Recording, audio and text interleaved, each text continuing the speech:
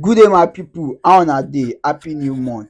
Yeah, so many story don dey happen for the crypto space for long. Many good news dey sup and the other way round sef dey sup due to the crypto bear market, due to inflation and everything wey dey sup.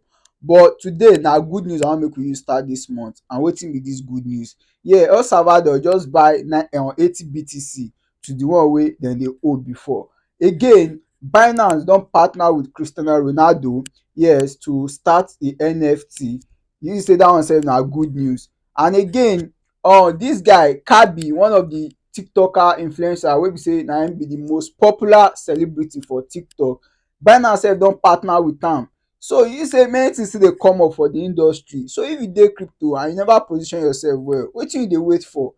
Anything wey you dey do, I dey tell you, you fit put am for dis crypto. And the thing be say, people wey go still make money for dis crypto sef, dey never even start. Shey you understand? No be people wey dey trade alone go make money. Even anything wey you dey do, you be con ten t creator, anything, trust me, just put am for crypto. Understand wetin crypto dey about. Dis thing go help you. Thank you. Follow us for more info about cryptocurrency and blockchain in pidgin English. Ó dàbọ̀.